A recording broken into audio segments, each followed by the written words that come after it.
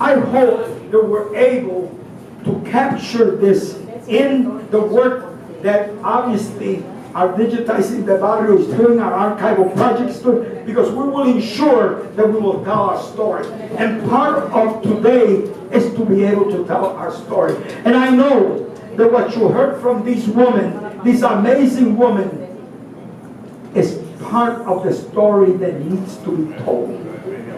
Because it is political, but it is also very, very personal.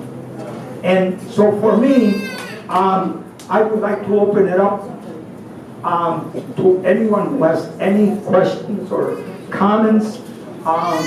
This is your time.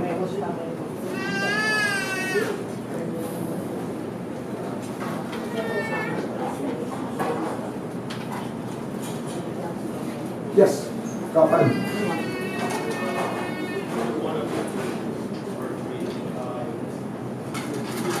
Historical background, given the issues of family issues, jail time and all of that. Do any of you have any regret about any related to any?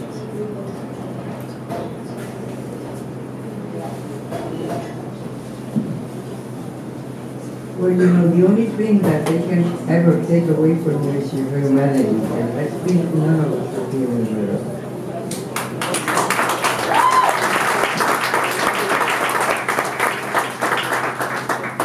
The only regret I have is that I wish I had,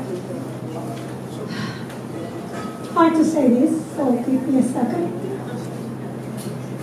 that I hadn't allowed the people that manipulated me as some sort of this journey, that I didn't see them for who they really were and what they were trying to do. And when I finally realized, it was not too late, but it just was so hard for me. Everything was a lot more difficult to do because I believe that they were friends. So I wish I had seen through that earlier than what I did.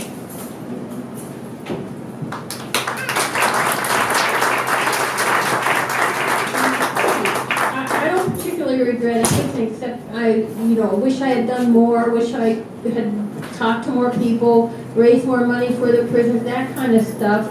But for me, moving here and working with this community is actually the #1 best thing that's ever happened to me.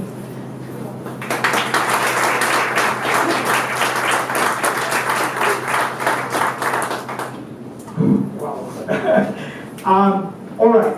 So, okay, because I'm going to turn it over to Mike, but Marvin, Marvin has been part of this story forever. So. Marvin, try to shout. We're recording, so if you can shout out your questions. Actually, it's not a question. Or comments. It's what? Come here. I think I'm fine here. I got this to hold me up. Thank you, because you took me back on a period. I'm reflecting. I have my computer open. I always do that at activities. I looking at my garage, found 4 books, and I look at Alejandrina. Alejandrina came out of prison. She went to Altus Campos. Yes. Did a lot of work at Altus Campos. Yes. Maritza worked at Altus Campos. Yes. Pulled me off to the side and said, "Look it, I'm going to Clemente." And I thought, "Oh, they're stealing you away from us." so she went to Clemente, but she made her mark at Altus. Margaret, those are awesome posters. I remember putting those up. With that flower all over me. And there was a science to put that picture together. We had to warm up the water, and then put the flowers, then we had the lookouts. I used to be a good lookout, but people never do it. I remember that we went through the whole Roberto Clemente reform movement, and we were attacked. Campos was front page, and it was all about Clemente, but we were front page, that we were the terrorists that were taking money from poverty money to do work to free Puerto Rican political prisoners.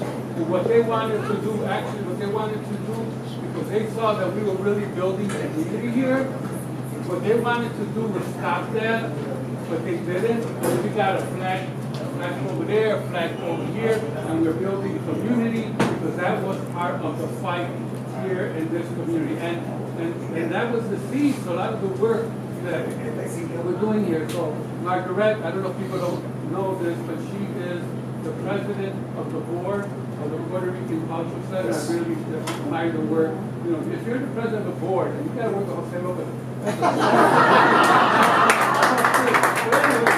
Thank you.